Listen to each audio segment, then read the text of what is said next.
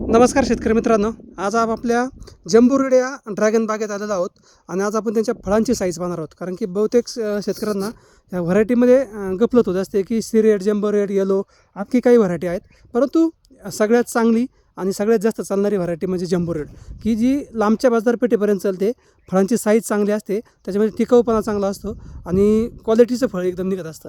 आता समोर जर आपण फळ पाहिलं तर आता आपल्यावरती हात पुरणार नाही किंवा आपल्याला ते फळ काढता पण येणार नाही, काटे आहेत भरपूर. पण साईज जर पाहिली तर साधारणतः 700 ते 800 कदाचित 1 किलोपर्यंत पण भरू शकतात.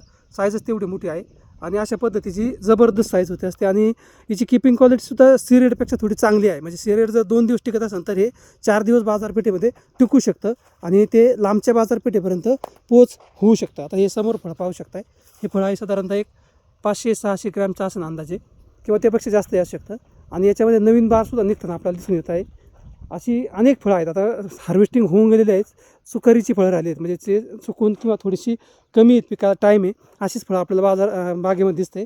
परंतु जी काही फळं होत आहेत आता, ती फळांची साईजसुद्धा अतिशय जबरदस्त आहे. आता हे समोरचं फळं पाहिलं तर अतिशय जबरदस्त 500-600-700 ग्रॅमपर्यंतची साईज गेली आहे. क्वचित एखाद्या फांद्यात एकच फळं असेल तर ते कदाचित 1 किलोपर्यंतसुद्धा जाताना दिसतंय.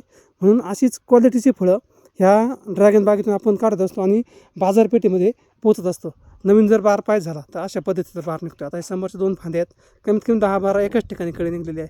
अशी जर जबरदस्त कळी निघाली आणि त्यानेच निघत राहिलं तर निश्चितपणे बाजार जरी कमी जास्त झाले तरी आपल्याला माल मात्र भरपूर मोठ्या प्रमाणात निघणार आहे.